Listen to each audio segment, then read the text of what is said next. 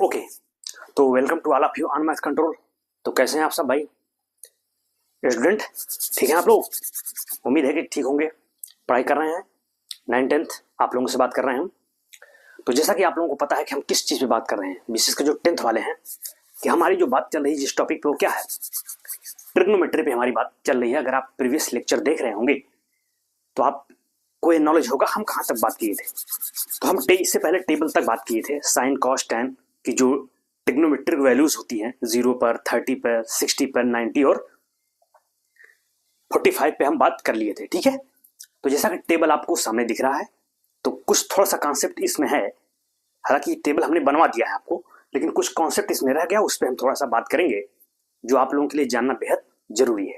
ठीक है, तो जो लोग वीडियोस देख रहे हैं अच्छी बात है, जो लोग नहीं देख रहे हैं या चैनल पर नए हैं तो पहले पिछले वीडियोस आप देखिए, उसके बाद इन सब वीडियो को देखेंगे तो आप ज़्यादा चीज़ों को समझ पाएंगे। ठीक है, तो लिंक आपको इस वीडियो के डिस्क्रिप्शन बॉक्स में मिल जाएगा, वहां से क्लिक करके आप प्रीवियस वीडियोस देख सकते हैं। ठीक है, तो ज़्यादा आप समझ पाएंगे क्योंकि हर चीज़ क्या है एक दूसरे से कनेक्टेड है, जैसा कि हमने आपको पहले भी ये बात बताया था। तो ठीक है, फिर तो चलिए देखिए जो टेबल लगी हुई है उसी पे हम एक बार थोड़ा सा कुछ कंक्लूजन ले लेते हैं। कुछ इंपॉर्टेंट रिजल्ट यहाँ से मिल रहे हैं, उस पर हम बात करने के लिए इंटरेस्टेड हैं। ठीक है, तो देखो क्या है ये आप देख रहे हैं, जो हमने टेबल बनवाया था वही क्या, 0, 30, 45, 60 और 90 पे, यानी 0, 30, 45, 60 और 90 पे ये ट्रिग्नोमेट्रिक वैल्यूज हैं। क्या, sine cos tan cosec sec cot. ठीक है, देखो साइन 0 0 था, साइन 30 क्या था 1/2, साइन 45 क्या था 1/√3, साइन 60 कर दें 3/2, साइन 90 कितना था 1। तो इससे कास का क्या है, कास 0 1, कास 30 √3/2, कास 45 कितना होता है 1/√2, फिर कास 60 1/2, कास 90 0। वैसे tan था, tan 0 0, tan 30 1/3, tan 45 1, tan 60 या कहे tan 60 क्या होगा √3, tan 90 क्या होता है अनडिफाइंड, मतलब अनंत, नॉट डिफाइंड इसको कहते हैं इनफाइनाइट। ठीक है, और बाकी ये तीनों तुम्हें को अपोजिट कर देंगे, आप उलट देंगे तो वो सब चीजें मिलती चली जाएंगी। ठीक है, देखो यहाँ एक बात ये हमने कहा था कि 0, 30, 60 ये सब जो एंगल्स हमने लिखे हैं किस ऑर्डर में, ये इंक्रीजिंग ऑर्डर में है। इंक्रीजिंग ऑर्डर में है, देखो पहले 0 है, फिर 0 से बड़ा कौन है 30, 30 से बड़ा 45, 45 से बड़ा 60, फिर 90, यानी 0, 30, 45, 60, 90, 90। तो क्या इंक्रीजिंग ऑर्डर में है, यानी सबसे छोटा फिर उससे बड़ा, उससे बड़ा, सबसे बड़ा। लेकिन इससे पहले जो हमने टेबल बनवाया था वहां हमने क्या किया था, हमने 45 को पहले लिख दिया था, 30 वाले को बाद में लिखा था, बस यही हमने चेंजेस किया था वहां पे। ठीक है, बाकी टेबल एकदम सही है। जो वैल्यूज यहाँ है उस टेबल में जो इससे पहले वाले लेक्चर में हमने बनवाया है वैल्यू सब सही है, टेबल ऐसी नहीं टेबल गलत है। बस हमने क्या कर दिया कि वहां 45 वाला एंगल पहले लिख दिया है और 30 वाला बाद में लिखा है, बस इतना ही है। तो आप चाहो तो वो भी ठीक है, आप चाहो तो फिर से इस टेबल को बना सकते हैं। ठीक है, बस इतना ही अंतर है। ये 45 यहाँ का है, चूंकि हम इंक्रीजिंग ऑर्डर में लिख रहे हैं ना, तो वो हमने इसलिए लिखा क्योंकि यहाँ से कुछ इंपॉर्टेंट रिजल्ट आपको मिलेंगे, इसलिए हमने लिखा। बाकी टेबल तो वो भी सही है आपकी, कोई दिक्कत नहीं है, वैल्यूज थोड़ी बदल जाएंगी। बस हमने 45 को यहाँ कर दिया, 30 को यहाँ कर दिया था, बस इतना ही अंतर था। तो आप चाहे तो इसको भी बना लीजिए। देखो इसका बनाने का हमारा एक मतलब यही था कि आप एक रिजल्ट यहाँ से देख रहे हैं क्या, देखो साइन की जो वैल्यूज है, आप देखो 0 और 90 के बीच में क्या है, वैल्यूज बढ़ रही है। आप देखो 0 था, फिर 1/2 हो गया, फिर 1/√2, फिर √3/2, फिर 1, यानी ये बढ़ रहा है। देखो 0 से बड़ा 1/2 है, 1/2 से बड़ा ये है 1/√3, 1/√3 से बड़ा कौन है √3/2, फिर इससे बड़ा कौन है 1। आप समझ रहे हैं, आप वैल्यू अगर हल करेंगे, जैसे √2 का मान रखिए क्या होता है 1.414 ऐसे कुछ होता है, जो भी हो। ठीक है, आप तो हल करोगे तो वो देखेंगे कि ये वैल्यू, ये सभी वैल्यूज जो है ये सब ये 1 से कम ही आएंगी। यानी 0 कह रहे हैं कि साइन की जो वैल्यू है वो 0 से लेके 1 के बीच में क्या हो रही है, इंक्रीज कर रही है, बढ़ रही है। रिजल्ट यही है, आपको इंपॉर्टेंट रिजल्ट जो मिल रहा है कि साइन की वैल्यू 0 और 90 के बीच में क्या हो रही है, बढ़ती है, या कहें 0 से लेके 1 के बीच में क्या रही, बढ़ रही है, इंक्रीज कर रही है। जबकि कास में क्या है, देखो कास की वैल्यू डिक्रीज कर रही है, क्यों 1 से 0 की तरफ जा रही है। देखो बस जो टेबल 0 की इधर से 0 से 1 की तरफ, उसी को पलट दो, बस वही कास की मिल जाती है।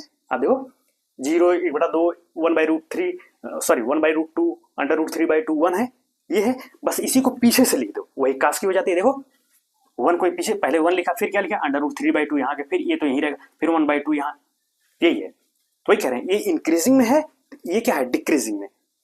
तो कह रहे हैं कि मतलब कास की जो वैल्यू है वो 1 से लेके 0 के बीच में क्या कर रही है, डिक्रीज कर रही है, घट रही है। जबकि साइन की वैल्यू क्या थी, वो 0 से 1 के बीच में इंक्रीज कर रही थी, बढ़ रही थी। यही हम कहना कोशिश कर रहे हैं। कहने का मतलब रिजल्ट ये मिला कि साइन की जो वैल्यू होती है वो 0 से लेकर 90 अंश के बीच में क्या होती है, इंक्रीज करती है। जबकि कास की वैल्यू क्या होती है, वो 0 से लेकर 90 के बीच में क्या करती है, डिक्रीज करती है, वैल्यूज घटती है। ठीक है, यही इंपॉर्टेंट रिजल्ट मिला यहां से आपको। बस तो साइन का देखो जो रिजल्ट होता है बस उसी रिजल्ट को आप पलट के लिख दो, तो वही क्या हो जाएगी, कास की वैल्यूज हो जाएंगी। बस एंगल ध्यान रखिएगा वो इंक्रीजिंग ऑर्डर में हो, 0 हो, 30 हो, 45 हो, 30 हो, फिर 90 हो। ठीक है, यही हम कहना चाह रहे थे। और tan की वैल्यू आप देख ही रहे हैं, और tan की वैल्यू आप ऐसे भी निकाल सकते हो। क्यों, क्योंकि हम जानते हैं क्या tan थीटा बराबर क्या होता है, sin थीटा बटे cos theta. Are you getting my point?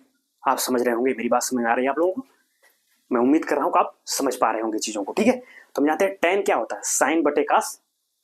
तो अगर sin की वजह से हमको tan 0 चाहिए तो क्या करेंगे, sin 0 बटे cos 0। तो sin 0 का मान क्या है, 0, तो 0 बटे 1 करेंगे तो क्या हो जाए 0। ऐसे भी वैल्यू आ जाती है। वैसे हम कहें tan 45 बताइए, तो tan 45 मतलब क्या, sin 45 बटे cos 45। तो sin 45 क्या है, 1/√2, cos 45 1/√2, दोनों का बटा करो क्या आएगा 1। तो देखो 1 ही तो है tan 45, यही है। यानी अगर tan की कोई हमको वैल्यू चाहिए तो उसके sin वाला और cos वाले की वैल्यू दोनों का क्या करते हैं, डिवाइड कर दें, तो जो कट जाएगा तो वैल्यू जो आएगी क्या आएगी, tan की आएगी। ऐसे भी कहने का मतलब यही है कि अगर आपको sin और cos की वैल्यूज पता है तो tan की रटने की आपको जरूरत नहीं है, बस sin थीटा बटे cos थीटा कर दो, tan अपने आप आ जाएगा। ये फार्मूला तो हमने बात किया ही था प्रीवियस लेक्चर में, जो लोग देख रहे होंगे देखिएगा जरूर। ठीक है, तो यही कॉन्सेप्ट हम बताना इसमें कोशिश कर रहे थे, इसीलिए हमको एक टेबल का एक बार बनाना पड़ा फिर से, अदरवाइज हमने तो टेबल को बनवा ही दिया है। ठीक है, ये कुछ इंपॉर्टेंट रिजल्ट यहाँ से मिल रहे थे इसीलिए हमने कहा है। और बाकी इन दोनों के तीनों के बारे में तो आप अवेयर हैं, किसके हैं, इनके अपोजिट है, साइन का अपोजिट कोसेक, कास का सेक, टैन का कॉट। तो ये इंपॉर्टेंट रिजल्ट मिला आपको। हालांकि अभी इसका अगर हम ग्राफिकल, जो कि जो ग्राफिकल अप्रोच है वो भी आपके सिलेबस में है नहीं 10th वाले में, वो आपको इंटरमीडिएट में मिलेगा। जब इंटरमीडिएट में आप जाएंगे इसके सबके ग्राफ बनते हैं, साइन के, कॉस के, टैन के, वहां से और आपको क्लियर हो जाएगा कि कहां से कहां बढ़ रहा है, कहां से कहां घट रहा है। ठीक है, तो चूंकि अभी आपके सिलेबस में है नहीं इसलिए मैं उस पर नहीं जा रहा हूँ। आप इंटरमीडिएट में जाएंगे तो वहां फिर हम बात करेंगे उसके पूरे ग्राफ, पूरा डिटेल उसको बताएंगे। तो ग्राफ जैसे हमने कहा ना 0 से 90 के बीच में क्या साइन बढ़ रहा है, तो ग्राफ से पता ही लग जाएगा, कुछ ऐसा ग्राफ बनता है साइन का। ठीक है, तो चूंकि अब आपके सिलेबस नहीं, मैं नेक्स्ट जब भी आप 11th में जाएंगे, 12th में जाएंगे तो पूरा डिटेल वहां पढ़ाएंगे, कैसे ग्राफ बन रहा है, कैसे 0 से 90 के बीच में साइन बढ़ रहा है, कास क्या होता है, 0 से 90 के बीच में क्या हो रहा है, घट रहा है, डिक्रीज कर रहा है। ठीक है, खैर अभी के लिए आप इतना जानिए जो आपके एग्जामिनेशन पॉइंट ऑफ व्यू से ज्यादा जरूरी है आप लोगों के लिए। ठीक है, तो आप चाहो तो इसको एक बार नोट कर लो, थोड़ा सा ये इंक्रीजिंग ऑर्डर में है, आपको ज्यादा बढ़िया रहेगा उस टेबल्स की अपेक्षा जो पहले बनवाया था।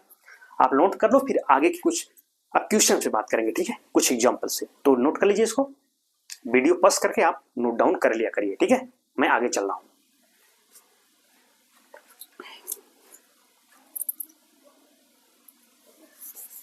तो कह रहे हैं आपकी किताब का एक एग्जाम्पल सवाल है, उसके सोल्यूशन पे हम थोड़ा देखते हैं, उसको समझने की कोशिश करते हैं। एग्जाम्पल जरूर समझा करें, तभी आप जो भी एक्सरसाइज क्वेश्चन क्या कर पाएंगे उसको आप हैंडल कर पाएंगे। तो एग्जाम्पल जरूर आप टच किया करिए, क्योंकि जो क्वेश्चंस होते हैं उसी के आधार पे या उसी पे बेस्ड होते हैं आपकी एक्सरसाइज की, आपकी प्रश्नावली के जो भी सवाल होंगे। तो एग्जाम्पल जरूर समझिए, जरूर लगाइए उसको। ठीक है, लोग एग्जाम्पल छोड़ देते हैं, इसीलिए मैं एग्जाम्पल पे जरूर बात करता हूँ, क्योंकि हर क्वेश्चन का जो भी क्वेश्चन आगे आपको मिलेंगे वो उसी ट्रेंड पे होते हैं, समझ रहे हो। तो एग्जाम्पल आपके ही किताब का सवाल है, कह रहे हैं क्या, एग्जाम्पल नंबर इसमें 6 है। आपके एनसीईआरटी का जो क्वेश्चन है, एनसीईआरटी बुक अगर आपके पास रखे होगी तो उसमें दिया, उस क्वेश्चन देखिएगा आप। टेन ट्रायंगल एबीसी, एबीसी क्या, right angled at B, right angled eight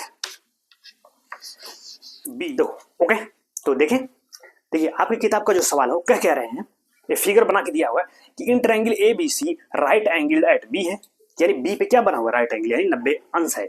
ये क्या है, ये 90 डिग्री है आपका, 90 अंश यहाँ पर बना हुआ है, वही कह रहे हैं। और कह रहे हैं A B 5 centimetre, A B क्या है 5 सेंटीमीटर दिया गया। और and angle A C B, देखो ए पहले और ए सी बी, ये क्या है 30, वही कह रहा है 30 डिग्री। तो determine the length of the sides B C and A C, यानी बी सी और ए सी की लेंथ आपको बताना है, उसकी लंबाई बताओ।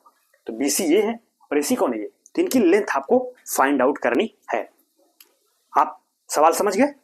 देखो सवालों को समझने की पहले कोशिश करो, हम समझ रहे हो, जो जो दिया है उसको बनाते चले गए। खैर इसमें तो फिगर आपको दिया गया है, ये देखो फिगर बना के आपको दिया है। तो ये साइड्स दिया गया है, उसके सामने का एंगल दिया गया, कह रहे हैं ये दोनों साइड्स आप बता दिए, यही सवाल है। तो चले क्वेश्चन को समझ गए तो इसका सलूशन बात करते हैं। चलो लिख रहा हूं मैं यहाँ सलूशन। देखो सिंपल है बहुत, जो भी ट्रिग्नोमेट्रिकल रेशियोज आप पढ़े हैं अभी तक उन्हीं का यूज करके आपको वैल्यूज फाइंड आउट करनी है। तो अब बताओ हमको ये लेंथ चाहिए और हमको ये पता है, ये पता है, तो ऐसा कौन सा ट्रिग्नोमेट्रिक रेशियो लगाएं हम कि ये वाली लेंथ आ जाए उसमें। अब यहाँ आपको थोड़ा सा सोचना पड़ेगा भैया। बताओ देखो ये 90 डिग्री है तो इसके सामने क्या हो गया, हाइपोटेन्यूस, ये कर्ड हो गया आपका। इस ये एंगल दिया है तो इस एंगल के सामने का कौन होगा, ये लंब हो गया। अल्टीट्यूड कहे या इसे क्या कहेंगे, परपेंडिकुलर। तो ये कौन होगा, बेस, आधार। भाई इसी एंगल के लिए तो हम निकालेंगे भाई ट्रिग्नोमेट्रिक रेशियो कहाँ निकालते हैं, एक्यूट एंगल के लिए जो न्यून कोण होता है। तो 90 के लिए थोड़ी निकालेंगे, 90 के लिए ट्रिग्नोमेट्रिक रेशियो निकलता है क्या, एक्यूट के निकलेगा, चाहे इसके निकालें चाहे इसके लिए निकालें। तो ये तो दिया ही नहीं है तो इसका कहाँ से निकालेंगे, तो दिया कौन है ये, इसीलिए इस पे बात करेंगे। तो इसी का ट्रिग्नोमेट्रिक रेशियो लेंगे हम 30 का, चाहे साइन 30 लें, कास 30 लें, टेन 30 लें, वो तो अभी देखेंगे कौन हमें हमारे यूजफुल में है जिससे हमारा सोल्यूशन आ जाए। ठीक है, तो देखो तो इसी एंगल के लिए हम लेंगे ट्रिग्नोमेट्रिक रेशियो। इसके सामने का क्या होता है, जिस एंगल के लिए लेते हैं उसके सामने का क्या होता है, हमेशा लंब होता है, अल्टीट्यूड का हो या परपेंडिकुलर। और ये तो हाइपोटेन्यूस हो ही गया 90 के सामने का, तो ये क्या बना, बेस यानी आधार। तो बताओ ये पता है, इसको हम लाना चाह रहे हैं, ये क्या है अल्टीट्यूड, ये क्या है बेस यानी लंब और आधार। तो लंब और आधार में कौन सा ट्रिग्नोमेट्रिक रेशियो आता है, टेन है कि नहीं। टेन थीटा क्या होता है, लंब बटे आधार यानी अल्टीट्यूड अपॉन बेस। तो टेन लगाएंगे, समझ पा रहे हैं आप, तो टेन लगाएंगे आप। अब लिखेंगे इंटरएंगल व्हाट, ए बी सी। चलो भाई ए बी सी में क्या करेंगे, टेन लगा रहा हूं, क्यों लगा रहा हूं आप समझ गए, अभी हमने उस पर बात किया। तो कह रहे हैं अगर मैं लगाऊं क्या, टेन 30, चलो भाई टेन 30 क्या होता है वही लंब बटे आधार यानी अल्टीट्यूड अपॉन बेस। तो ए बी बटे बी सी, मैं यहां लिख रहा हूं A B upon B C. चलो भाई टेन 30 क्या होता है, टेबल से आपको हमें मान है कि टेबल आपके दिमाग में है, आपके जबान पे है, ठीक है। टेन 30 होता है 1/√3, वैल्यू रखो बस, सॉल्व करो। ए बी क्या दिया है 5, 5 रखो यहाँ पे। बी सी हमको चाहिए ही, बी सी तो निकालना है। तो अब क्या करेंगे भाई, सॉल्व करते हैं इक्वेशन को, इसका इधर मल्टीप्लाई इसका इधर, तो क्या हो जाएगा आपका बी सी इक्वल टू हो जाएगा क्या 5/√3, यही तो हुआ भाई। इसका मल्टीप्लीकेशन इधर, इसका इधर, तो B C into 1, B C आया √3 इंटू 5, 5/√3, ये जवाब मिला क्या, इतना सेंटीमीटर। तो ये आपका फाइनल जवाब मिला, बीसी की वैल्यू आपको मिलेगी क्या, सेंटीमीटर, क्योंकि लेंथ किसमें सेंटीमीटर में दी है, इसलिए हम जो भी लेंथ निकालेंगे वो किसमें होगी आपकी, सेंटीमीटर में ही लिखिएगा, यूनिट जरूर लिखिएगा, मात्रक जिसको कहते हैं। ठीक है, फिजिक्स पढ़ रहे हो तो आपको पता ही, हम मान रहे हैं। ठीक है, तो बीसी मिल गया। अब क्या चाहिए, एसी चाहिए। चलो एसी की बात कर लेते हैं। अब बताओ एसी को हमको लाना है, देखो ए भी मिल गया, ए भी मिल गया, तो अब एसी कैसे निकालेंगे, पाइथागोरस लगा दो भाई। पाइथागोरस क्या है, अगर दो साइड्स मालूम है एक निकालना है तो लगा देंगे ना, क्या हाइपोटेन्यूस का स्क्वायर इक्वल टू अल्टीट्यूड का स्क्वायर प्लस बेस का स्क्वायर, यानी कर्ण का वर्ग बराबर क्या होता है, लंब का वर्ग प्लस आधार का वर्ग। वहां से भी निकाल सकते हो, या वो तो एक तरीका है। तो चलो अगर उसी से निकाल दे, मान लो पाइथागोरस ही लगा रहे हैं, यहीं पे लगा दें पाइथागोरस अगर मैं लगाऊं तो क्या करूंगा, ए सी स्क्वायर बराबर क्या हो जाएगा बताओ, A B square plus B C square, A B square plus B C square. तो ए बी क्या है भाई, ये 5 का स्क्वायर क्या होगा 25 प्लस बी सी, अभी आपने निकाला बी सी क्या है, ये इसका स्क्वायर करो कितना आएगा, तो √3 का स्क्वायर 3 और 5 का स्क्वायर 25, तो 25 इंटू 3 यानी 25 इंटू 3 कितना आएगा। तो आपका देखो ये यहाँ लिख लेते हैं 25 इंटू 3, 3 5 कितना होगा 15, 1 3 6 7, इतना आ गया। तो कितना बचा भाई 5 5 10, 100 आ गया। तो ए सी स्क्वायर कितना आया 100, तो ए सी कितना हो जाएगा, उधर जाके जब अंडर रूट हो जाएगा तो 10 आया। क्या है 10 सेंटीमीटर है AC। ये तो पाइथागोरस से था, आप ऐसे भी लगाओगे तब भी सही है। जरा सा हम चाह रहे हैं कि ट्रिग्नोमेट्रिक रेशियो आप यूज करिए, बस ये कहने का मतलब है। इससे तो आ ही जाएगा, कोई दिक्कत नहीं है। लेकिन हम ट्रिग्नोमेट्रिक रेशियो, चलो ट्रिग्नोमेट्रिक रेशियो देखते हैं कौन सा लगेगा। अब बताओ, हमको ये पता है ये चाहिए, तो अब ऐसा ट्रिग्नोमेट्रिक रेशियो लगाओ जिसमें ये और ये दोनों साथ में आ जाए। तो क्या लगाएंगे आप सोचो, ये क्या है लंब और ये क्या है कर्ण। तो लंब और कर्ण में किसमें संबंध होता है, साइन में। साइन थीटा क्या होता है, लंब बटे कर्ण, यानी अल्टीट्यूड अपॉन हाइपोटेन्यूज। तो क्या लगाएंगे, साइन। तो साइन लगा दे रहे हैं। तो चलो अगेन अब क्या लिखेंगे, अगेन क्या लिखेंगे आप, साइन 30 यूज कर रहे हैं। तो साइन 30 क्या हो जाएगा भाई, दिस अपान दिस, यानी ए बी बटे AC। चलो भाई ए बी अपान AC। तो साइन 30 का मान अभी आप जानते हो 1/2। ए बी आपको पता है क्या 5 रखो भाई, AC आपको चाहिए। तो बस सिंपल भाई, इसका इधर इधर मल्टीप्लाई कर, AC × 1 AC और 5 × 2 10 सेंटीमीटर। देखो जो आंसर यहाँ से आ रहा है, सॉरी AC, इसको क्या लिखोगे AC लिखो, ये AC है। AC देखो यहाँ से भी 10 सेंटीमीटर आया और ये पाइथागोरस से भी वही आया, तो आंसर तो ही आएगा, आंसर थोड़ी बदल जाएगा। हम चाह रहे थे ट्रिग्नोमेट्रिक रेशियो यूज करके लगाइए बस, और उससे तो आएगा ही आएगा। तो देखो साइन 30 से आ गया, या चाहो अब चूंकि अब तो आपको ये भी मिल गया था ना, तो इससे भी लगा सकते थे भाई। ये क्या है बेस और ये क्या है हाइपोटेन्यूज, यानी आधार और कर्ण। तो आधार कर्ण में कौन संबंध होता है, कास। चाहो तो कास लगा से भी, कास से भी आएगा। कास थीटा क्या होता है, आधार बटे कर्ण। अगर मैं यही लगाऊं, चलो यही लगा देते हैं, देखो उससे भी वही रिजल्ट आएगा। तो वो तो जैसे साइड्स मिलते जाएंगे, कोई भी ट्रिग्नोमेट्री के रेशियोज आप लगा सकते हैं। बस ये ध्यान रहे कि उसमें वो आना चाहिए, वो एंगल आए, वो साइड जो दिया गया है वो आए, वो दोनों आ जाए, तभी तो आप तीसरी साइड निकालेंगे। तो देखो कास लगा के भी निकाल सकते हैं। यहाँ मैं करूँ, यहाँ देख रहे होंगे, अगर मैं कास 30 लिखूं, बताओ कास 30 क्या होगा, वही आधार बटे कर्ण, यानी बेस अपान हाइपोटेन्यूज। तो BC अपान AC, मैं लिख रहा हूँ यहाँ पे BC अपान AC।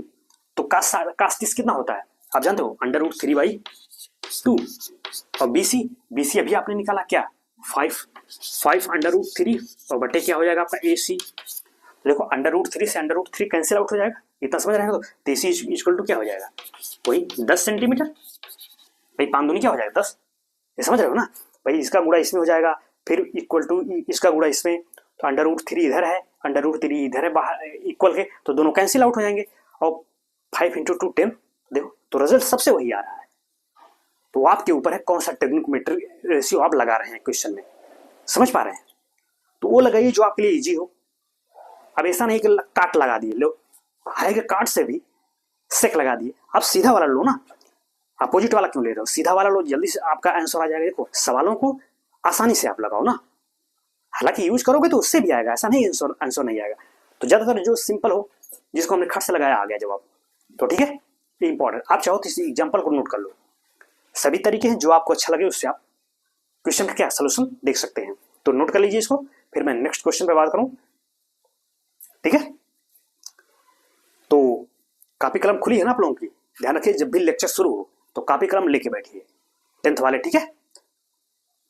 बोर्ड के एग्जाम पॉइंट ऑफ व्यू से सब क्वेश्चन देखिए बहुत इंपॉर्टेंट है। ये सब ये आपके, चाहे आप यूपी बोर्ड से हो, CBSE से हो, ये सब क्वेश्चन आने की मैक्सिमम प्रोबेबिलिटी है ट्रिग्नोमेट्रिक रेशियो से, ठीक है। इसीलिए मैं एग्जाम्पल भी आ सकते हैं, ऐसा नहीं कि एग्जाम्पल नहीं आ सकता।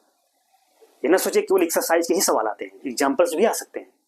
तो थोड़ा इस पर आप लोग फोकस करना, समझ रहे हो बाबू लोग। तो आप लोग होशियार तो है ही हैं आप लोग। चलो ठीक है, इसको नोट करो, फिर मैं नेक्स्ट क्वेश्चन पे बात करता हूँ। नेक्स्ट क्वेश्चन है आपकी किताब का, नेक्स्ट क्वेश्चन आ रहा है एग्जाम्पल नंबर, इसको करें 7 है। ये 7 पे मैं बात कर रहा हूँ, कह रहे हैं in triangle what PQR right angle at Q।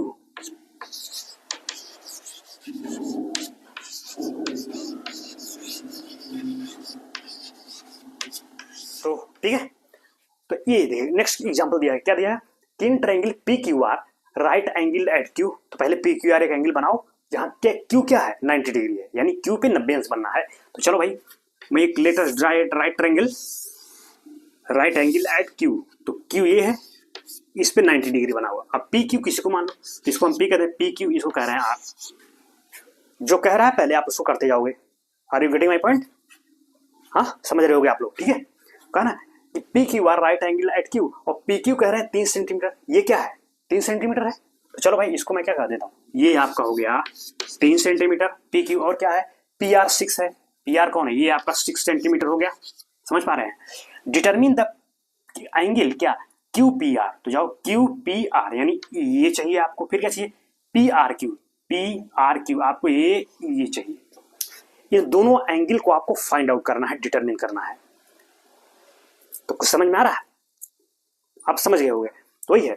तो चलो भाई, अब देखो हमको ये साइड पता है और ये साइड पता है, यानी अगर मैं मान लो किसी भी एंगल की बात करूं, मान लो इसी को हमको निकालना हुआ, तो जो निकालना हुआ इस एंगल, मान लो इसको हमने थीटा कह दिया, लेट हम क्या कह दिए इसको थीटा। हम इस एंगल के लिए चल रहे हैं, इस एक्यूट एंगल के लिए, तो इसके सामने का क्या हो जाएगा लंब, अल्टीट्यूड या परपेंडिकुलर कहें, ये तो हाइपोटेन्यूस रहेगा, ये कर्व रहेगा, क्यों क्योंकि 90 के सामने का है, तो ये क्या होगा बेस आधार। तो समझ गए कौन क्या है, ठीक है। तो अब हम क्या लगाएंगे साइन, क्यों क्योंकि लंब पता है कर्व पता है। देखो ये क्या है अल्टीट्यूड और क्या है हाइपोटेन्यूस, तो अल्टीट्यूड और हाइपोटेन्यूस में कौन सा रिलेशन होता है लंब और कर्व में, साइन, साइन थीटा क्या होता है लंब टेक, तो साइन लगाएंगे। समझ पा रहे हो आप लोग चीजों को, तो वही मैं कह रहा हूं। तो ये आप लिखेंगे क्या, let us draw a right triangle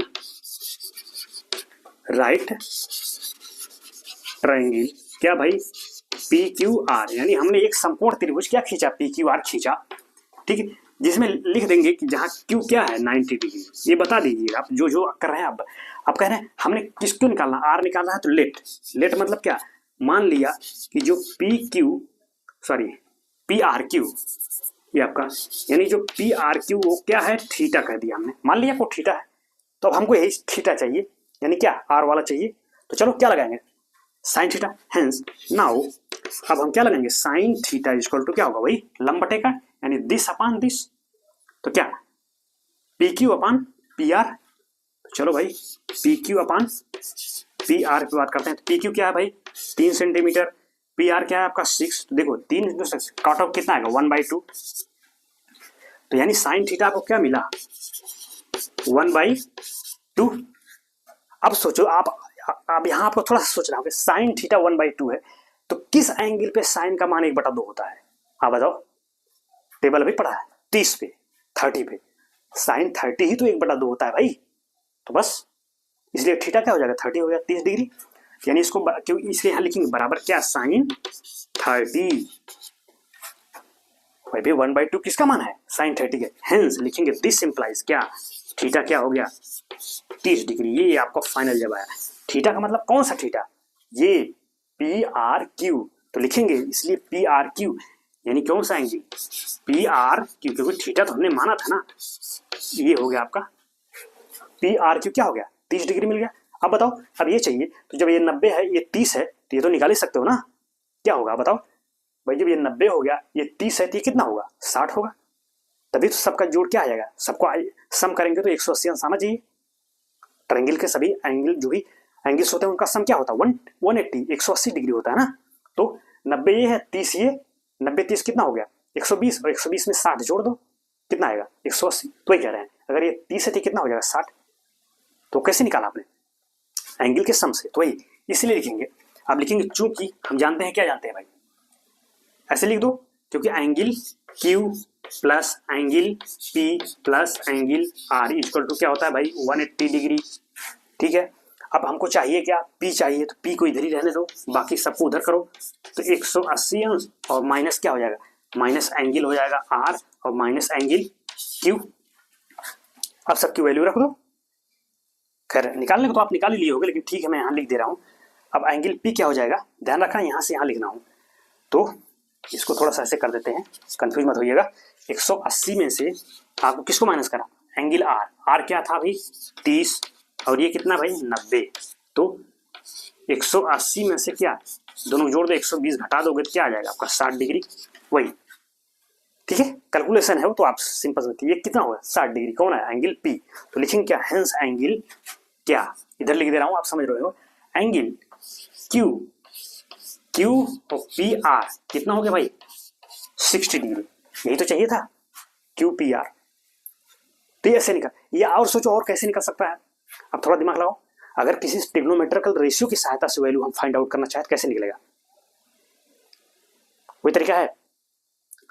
देखो अगर मान लो हम कोई साइन लगाते हैं, साइन से तो मान लो ये निकलेगा, ठीक है, या तो फिर ये साइड पता करिए तब काम हो सकता है भाई। चूंकि इस एंगल की बात करेंगे ना, तो इधर अगर मैं बात करूं तो ऐसे भी कर सकते हो आप। देखो कास लगा सकते हो, क्यों? क्योंकि जब इस एंगल के लिए बात करेंगे तो ये क्या हो जाएगा आपका सामने वाला लंब यानी अल्टीट्यूड, ये क्या हुआ बेस, और ये क्या हुआ हाइपोटेन्यूज, यानी ये क्या हो जाएगा लंब हो जाएगा, ये कर्ण तो रहेगा ही रहेगा, ये आधार हो जाएगा। तो कास लगा दो इस एंगल के लिए। कॉस थीटा क्या होता है? आधार बटे कर्ण। अगर मैं यहाँ चाहूँ, देखो दूसरा मेथड है, ठीक है, कि अगर मैं यहाँ पर लगाऊं कास पी, तो कास पी क्या हो जाएगा? वही आधार बटे कर्ण। भाई अभी इस एंगल के लिए ये लंब हो गया, अल्टीट्यूड अब ये हो गया, इसके लिए देखो ये लंब था, जब इस एंगल की बात किए थे हम अभी, तो ये लंब था यानी ये अल्टीट्यूड था, तो ये बेस था। अब जब इस एंगल के लिए बात करेंगे तो ये क्या हो जाएगा? अल्टीट्यूड यानी लंब हो जाएगा, और ये क्या हो जाएगा? बेस यानी आधार। तो कास थीटा अगर मैं इसके लिए लिखूं, कास पी के लिए क्या होता है? आधार बटे कर्ण यानी बेस अपान हाइपोटेन्यूज यानी पी क्यू अपान पी आर। तो पी क्यू अपान पी आर, तो बताओ भाई पी क्यू क्या है? 3/6, तो क्या होगा? देखो 3/6 तो कितना आ गया? 1/2। अब बताओ कास का किसका मान 1/2 होता है? सॉरी कास पी था ना यहाँ पे, हाँ ये कास पी इक्वल टू 1/2, तो किसका मान होता है भाई? कास 60 का ही तो मान होता है, तो इसलिए पी कितना आ गया एंगल? 60 डिग्री। आप चाहो तो ऐसे भी कर सकते हो, वही है।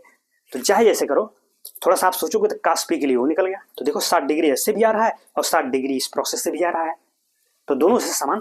वही मेरा कहने का मतलब, हम चाह रहे हैं थोड़ा सा ट्रिग्नोमेट्रिकल रेशियोज यूज करके निकालो तो ज्यादा बढ़िया होगा आपके लिए, ठीक है, क्योंकि इजी भी होता है, इतना आपको जोड़ना होना है, बस सीधे पुट किए, मल्टीप्लाई करिए, गुणा भाग किए, खट से आ गया जवाब, ठीक है। तो चलो आप लोग नोट कर लिए, बहुत इंपॉर्टेंट क्वेश्चन है आपके लिए। तो दोनों एंगल की वैल्यू आपको मिल गई इस प्रोसेस के द्वारा, ठीक है। थोड़ा आप ध्यान रखा करिए हम कहाँ कहाँ लिख रहे हैं, वैसे आप नोट किया कर लिए, ठीक है। इसीलिए कहते हैं कापी कलम आप खोल के रखिए, ठीक है। ये अलग प्रोसेस था, ये वाला जो ऐसे भी निकाल सकते हो, और बाकी ये तो आपका था ही, ठीक है। Note it. फिर मैं नेक्स्ट क्वेश्चन पे बात करूं। अब किताब का नेक्स्ट क्वेश्चन है, क्वेश्चन नंबर 8 पे हम बात कर रहे हैं। क्या है ये? 8 लिखा हुआ है, देखिएगा। क्वेश्चन नंबर 8 कह रहे हैं क्या कि इफ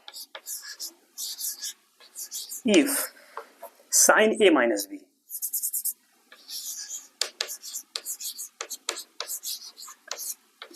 क्या है भाई? 1/2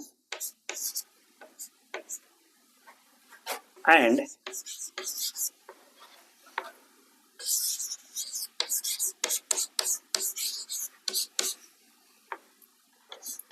तो ये क्वेश्चन कह रहे हैं, नेक्स्ट क्वेश्चन है, कह रहे हैं कि if sine A minus B is equal to 1/2 and cos A plus B is equal to 1/2, दोनों 1/2 दिया है ना, ओके, हाँ दोनों की वैल्यू 1/2 ही दिया है, ए भी 1/2 है, ए भी 1/2। तो कह रहे हैं कि अगर a प्लस बी 0 और 90 के बीच में होना है, यानी एक क्यूट एंगल है, एक तो जो 0 और 90 के बीच में क्या होता है? एक क्यूट यानी क्या? समकोण।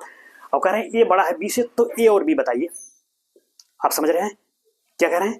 तो दिया क्या है, बस देखो सिंपल सोल्यूशन देख रहे हैं। अच्छा ये थोड़ा इसको ब्रैकेट में रखो, ए प्लस बी, ठीक है। अब लिखो गिवन, क्या दिया है भाई उसको लिखो सीधे, क्योंकि इसमें कोई राइट ट्रायंगल वगैरह की जरूरत नहीं है, आप सीधे कैलकुलेशन करेंगे। क्या दिया भाई? साइन ए माइनस बी क्या दिया है? That is 1/2। अब आप यहीं से दिमाग लगाओ, ए माइनस बी क्या है? कोई एंगल तो होगा, कोई थीटा ही तो है भाई। ए एंगल है, बी एंगल है, तो जो दो एंगल का डिफरेंस लोगे तो वो भी तो एंगल ही आएगा ना, कोई कोण ही तो आएगा। वही कह रहे हैं, ये भी क्या है? ए माइनस बी एक कोण ही है, जो भी है। अब तो हमको पता नहीं ना अभी ए क्या है बी क्या है, वो तो पता होता है तब देखें डिफरेंस लिख क्या आता है। तो अगर ये थीटा हम कहें 1 मिनट के लिए, तो साइन थीटा इक्वल टू 1/2, तो साइन की किस एंगल का मान 1/2 होता है? आप सोचो, साइन 30 एग्जैक्टली, यानी अब मैं इधर बराबर क्या लिख सकता हूँ? यहाँ इक्वल टू साइन 30। क्यों? क्योंकि हम जानते हैं साइन के किस एंगल का मान 1/2 होता है? 30 का, तो हमने लिख दिया साइन 30। हेंस अब ये एंगल क्या हो गया? 30 के बराबर हुआ भाई, ये तो यही हुआ ना। इसका मतलब हम लिखेंगे कि sine A minus B equal to क्या होगा? साइन 30। तो इसलिए ए माइनस बी हुआ क्या? तो ए माइनस बी क्या होगा आपका? 30 डिग्री। ए माइनस बी है, थोड़ा ज्यादा पास हो गया है, इसको मैं यहां लिख रहा हूं, थोड़ा दूर लिखो, ए माइनस बी है।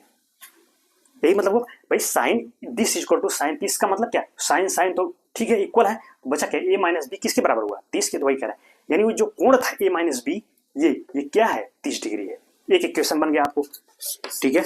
अब दूसरा क्या दिया है, कास वाला दिया, उसको लिखो, एंड क्या है भाई, थोड़ा एंड देखो, तो कास ए प्लस बी दिया गया है, ए प्लस बी, ये कितना दिया है भाई, ए भी 1/2 दिया है। अब आप सोचो, वही कास का किस एंगल का मान 1/2 होता है, कास 60 का 60 डिग्री का मान ही तो कास 60 क्या होता है, 1/2, तो यहां लिखेंगे क्या, कास 60 डिग्री। अब बताओ इसका मतलब क्या हुआ, यानी कास ए प्लस बी कितना आ गया भाई आपका 60 डिग्री, और वही मतलब कास 60, यहाँ लिखोगे कॉस 60 डिग्री, तो इसलिए ए प्लस बी कितना आ गया आपका 60 डिग्री। भाई सेम इक्वेशन है जैसे वहां था, तो जब कास ए प्लस बी कास 60 के बराबर है, तो ए प्लस बी है क्या 60 डिग्री, यानी ये एंगल कितना है 60 के बराबर हुआ। अब इन्हीं दोनों इक्वेशन को हल कर लीजिए, ए बी की वैल्यू फाइंड आउट कर सकते हैं।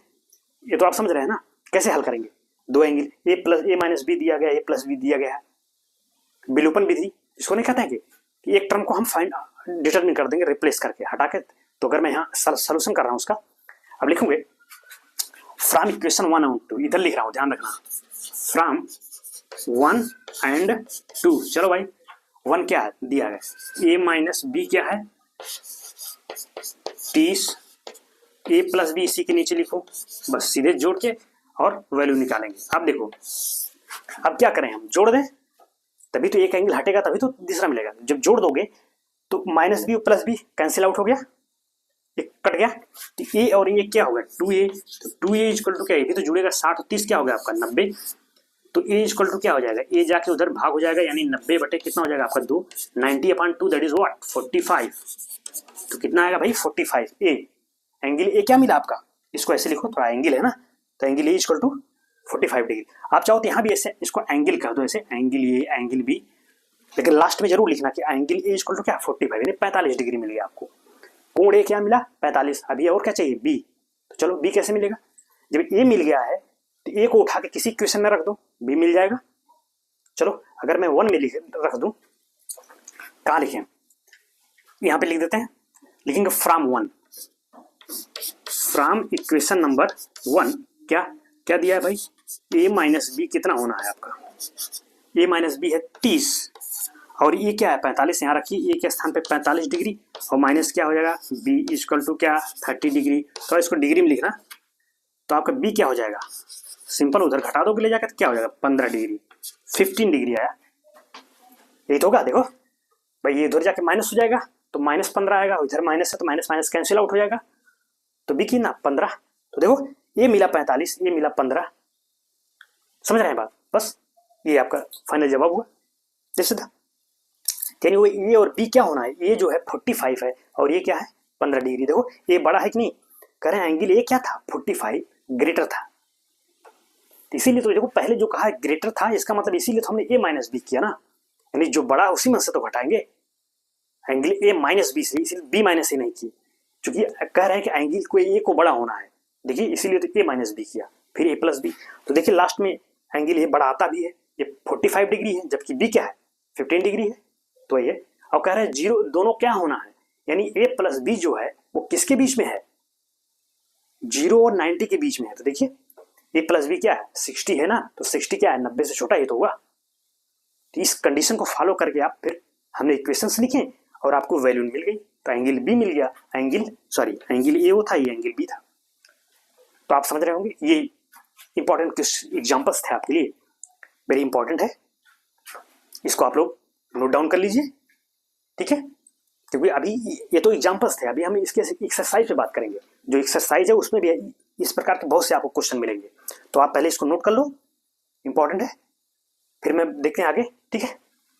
तो चलिए फिर ये एग्जाम्पल रहा आपका, ठीक है, आप समझ पाए होंगे।